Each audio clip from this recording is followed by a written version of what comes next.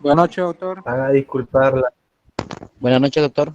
van a disculpar la demora porque, buenas noches, salí de turno y salí tarde, más tarde de lo normal. Debía salir a las 8 y llegué a la casa ya 9:20, 9:30. Y siempre que uno llega al hospital, pues bueno, hay que bañarse.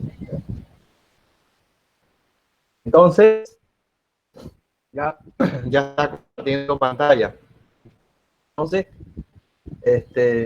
mm, Jordan, mandaste ahí tu dirección de correo, ¿no? Es para mandarte las diapositivas. Ahora les voy a aclarar que las diapositivas no son para estudiar. Las diapositivas son un método que yo hago para facilitar la clase.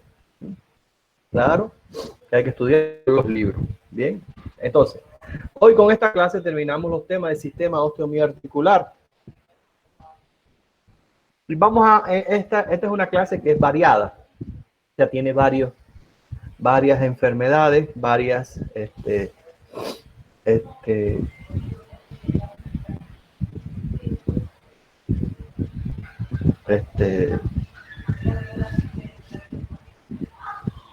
varias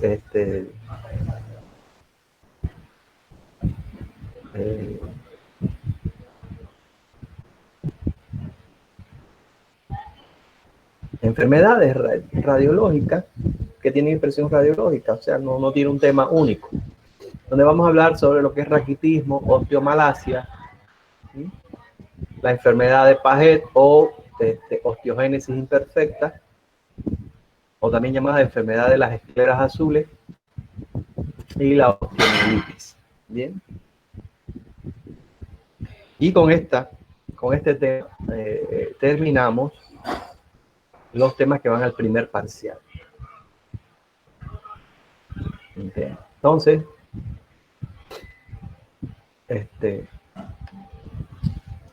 ¿qué es la osteomalacia y qué es el raquitismo?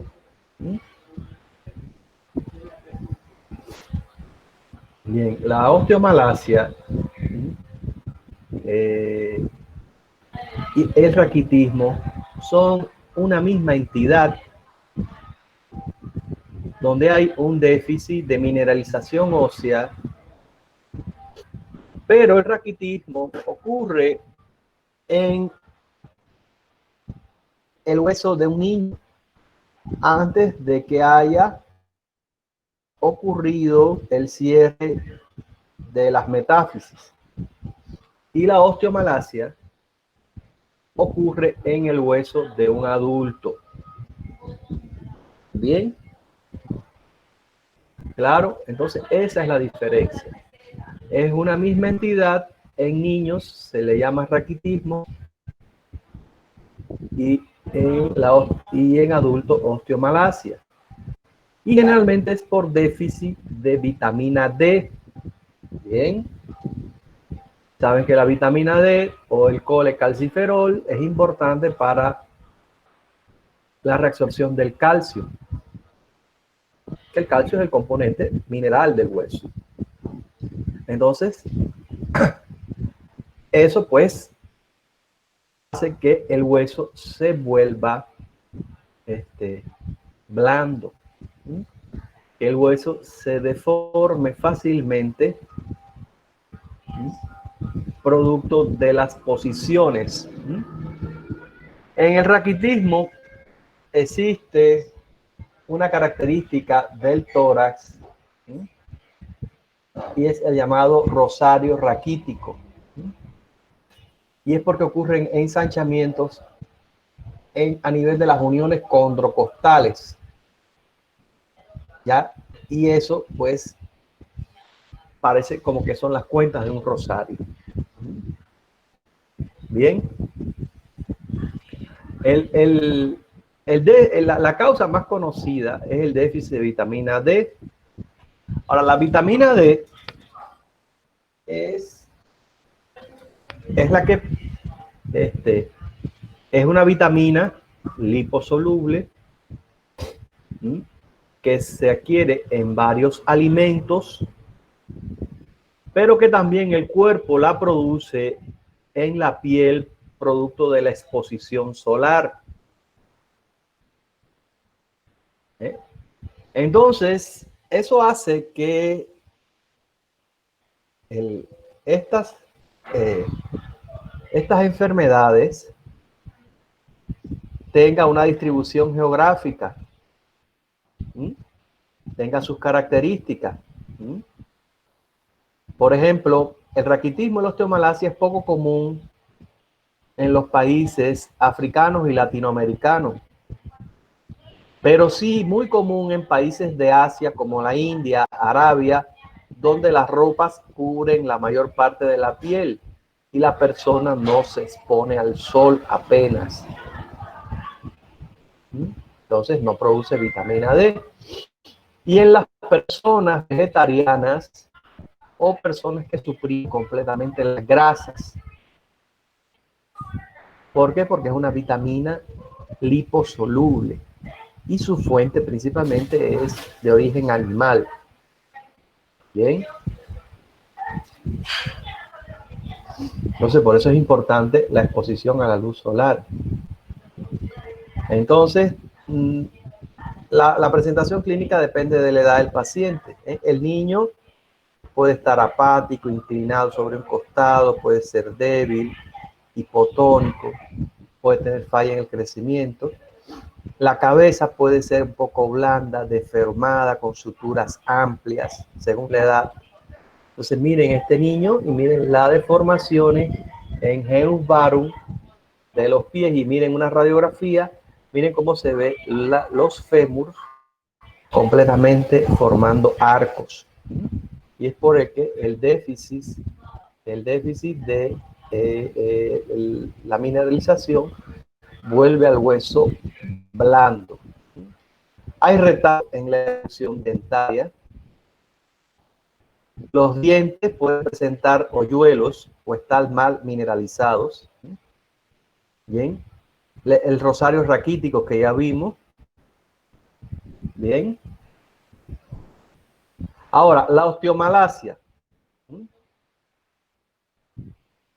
La osteomalacia ocurre ya en el adulto. Ocurre en el adulto y dice que solo en las formas más severas puede diagnosticarse basándose únicamente en datos radioclínicos. Y la persona va a tener dolores óseos en el raquis, costilla, pelvis, deformaciones de piernas, debilidad muscular.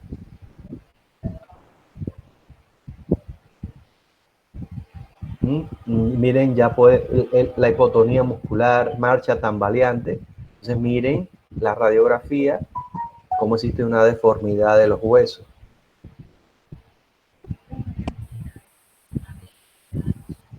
Bien. Entonces miren cómo existe un defecto de mineralización.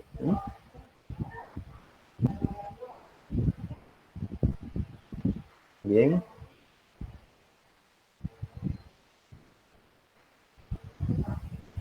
$65 personas.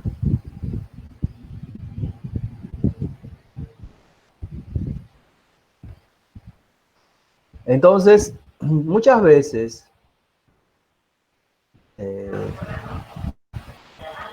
en estas situaciones acompañan otros signos clínicos. Y muchas veces los signos clínicos tienen que ver con la hipocalcemia, la tetania, el signo de Bostek, ¿ya? Bien.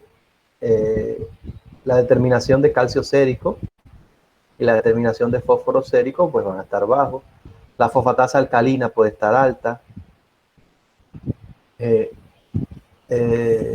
Puede haber algún grado de acidosis metabólica. Y bueno, y la radiografía de los huesos puede mostrar descalcificación o cambios en la forma de estructura de los huesos. El diagnóstico de certeza lo confirma la biopsia ósea. Bien. Entonces miren el hueso normal y el hueso raquítico. Miren esta gran deformidad del raquitismo. Triste. Son imágenes bien tristes de esta deformidad. Miren esta deformidad.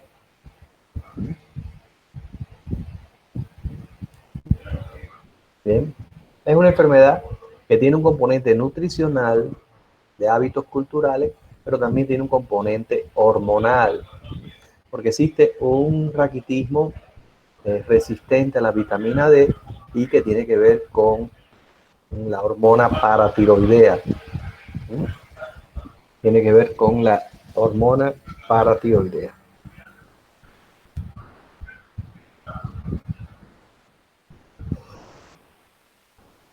Entonces, la enfermedad de Paget, también llamada osteitis deformante, es una enfermedad inflamatoria del tejido óseo de causa, no está aún muy esclarecida la causa, aunque se piensa que pueda representar un tipo de neoplasia benigna con altos riesgos de degenerar a osteosarcoma. Se ha sugerido causa viral, bien, y generalmente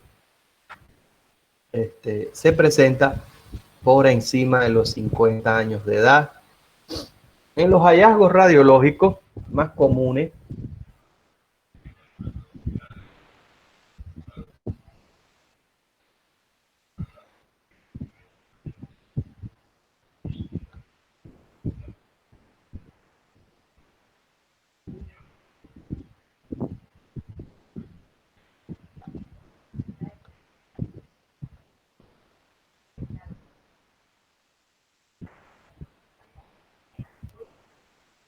entran en el fémur, cráneo, tibia, la espina sacra, y costillas. Generalmente los huesos pequeños no son afectados. Y una de las características es que en la enfermedad de Paget se pueden ver lo mismo lesiones osteolíticas que lesiones osteoblásticas. O sea, se pueden ver varios tipos de lesiones.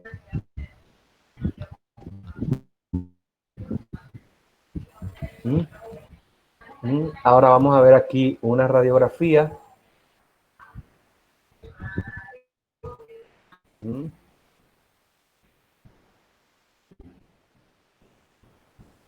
Vamos a ver una radiografía de cráneo.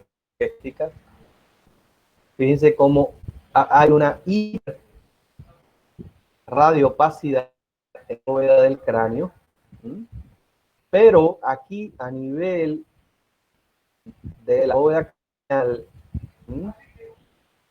lesión osteolítica. Eso que se ve así como carcomido, ahí se ven lesiones osteolíticas. Bien. Entonces, ¿qué quiere decir eso? Que en una misma radiografía se pueden ver, miren, lesiones osteolíticas y un hueso, por supuesto, deformado. Es una enfermedad, por eso se llama osteitis deformante. Por eso se le llama así. No es frecuente esta enfermedad, es una rara. En la enfermedad de Paget hay coloración azulada de las escleras, que no se debe confundir con la cianosis. ¿Bien? Por eso se llama enfermedad de las escleras azules. Y miren aquí este coxal, comparen la calidad del coxal derecho y el coxal izquierdo. Evidentemente este es un hueso que está enfermo. Es un hueso que tiene lesiones osteolíticas. Bien. Ahora, la osteomielitis la osteomielitis es la pesadilla de los traumatólogos. Un traumatólogo puede hacer una excelente cirugía y si se le infecta el hueso, pues se le echa a perder su cirugía. Y eso es lo que se conoce como osteomielitis. Es cuando hay invasión, colonización de la matriz ósea, del hueso, de la médula, generalmente es un germen piógeno, aunque puede ser por una micobacteria o por hongo. Los factores de riesgo son los traumas abiertos, sobre todo los traumas abiertos, las fracturas abiertas, la diabetes, los pacientes que hacen diálisis, que son siempre inmunodeprimidos, y los pacientes que usan drogas endovenosas. Bien. Y miren, esto es lo que pasa en la osteomielitis, ocurre la invasión y el germen, generalmente es un germen piógeno, realmente es un cocopiógeno. Entonces él invade el hueso, invade la cortical por debajo del periósteo y invade la médula. Como el hueso es una estructura que no siempre es bien vascularizado, muchas veces el antibiótico no consigue llegar a concentraciones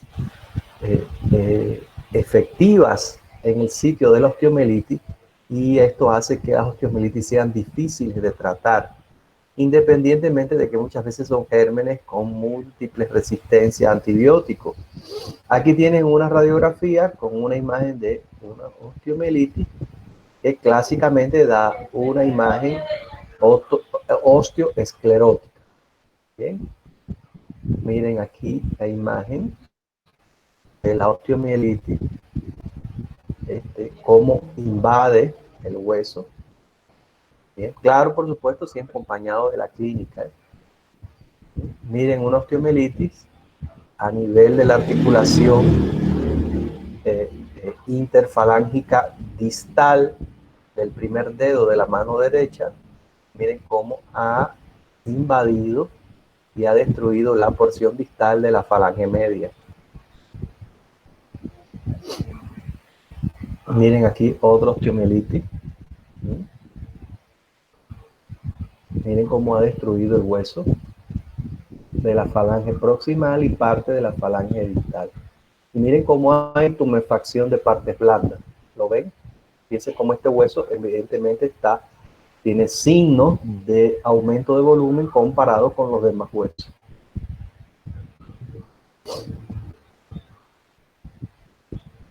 Entonces miren aquí, esta es una radiografía de cómo puede una osteomielitis pues destruir un hueso. Miren evolutivamente en los primeros 15 días y miren en el día 40 cómo ha invadido el húmero. Ven cómo ha destruido por la médula. ¿Ven? Todo eso que hay ahí adentro es proliferación piógena. Muchas veces las osteomielitis son causas de amputaciones de miembros. Bien. Bien. Y con eso terminamos la clase y terminamos el contenido. Entonces, solo una pregunta, por favor. Adelante. La osteomielitis se la puede tener en cualquier hueso del cuerpo o solo de las extremidades. No, mira, depende del mecanismo de producción. Generalmente las osteomielitis se pueden ver, se ven a punto de partida de traumas, de fracturas abiertas, por invasión directa de gérmenes de la piel, gérmenes del medio al hueso, que está fracturado y está abierto, ¿ya? Ahora, existe otro mecanismo de producción de la osteomielitis, que es la siembra ósea o el embolismo séptico, donde en la sepsis parte de, por ejemplo, de una endocarditis infecciosa.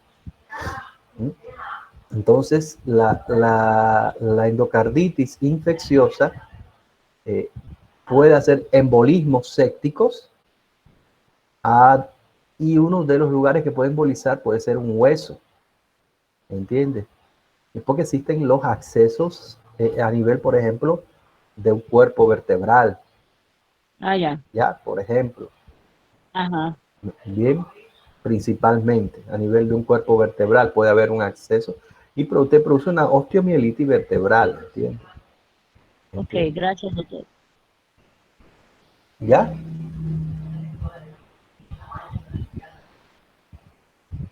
Doctor, buenas ¿Alguna noches. otra duda? Doctor, buenas Sí, noches. También entonces sería una de las causas adelante. más Sí, buenas frecuentes, ¿no? noches. de amputación de miembro en casos de traumatismos, de accidentes de extremidades expuestas, ¿no?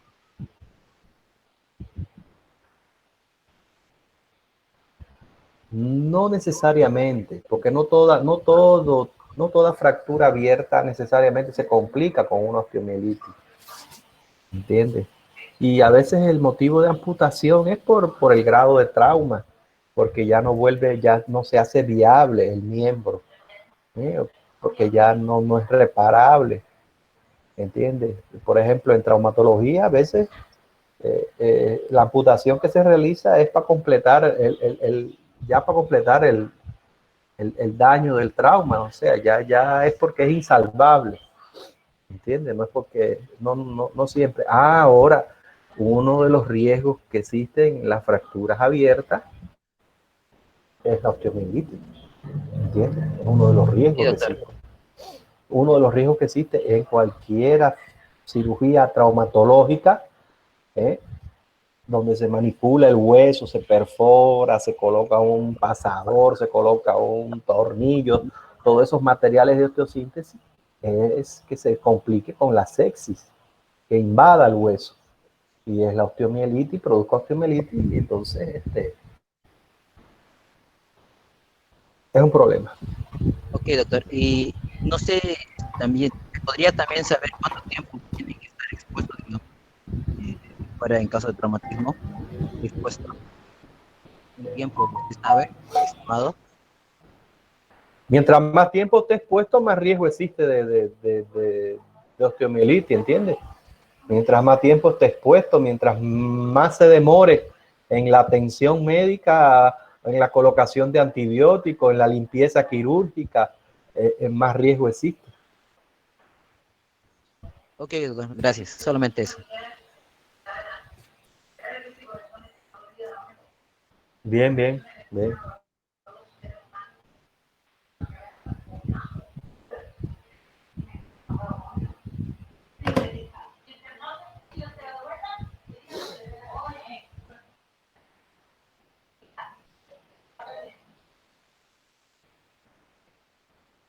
¿Alguna otra duda? Bueno, mire, el examen está previsto que sea este sábado. Dijimos que iba a ser este sábado a las 20 horas, ¿no?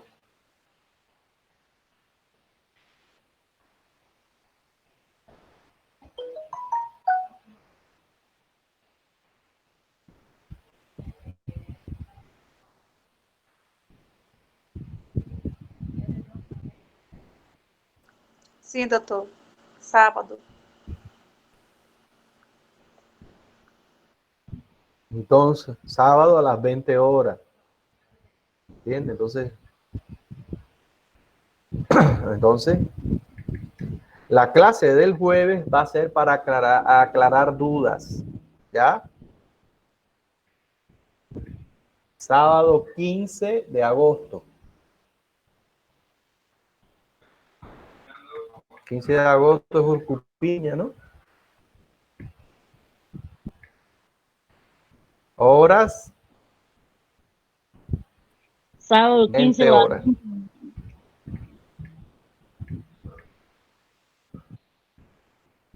8 de la noche. Bien.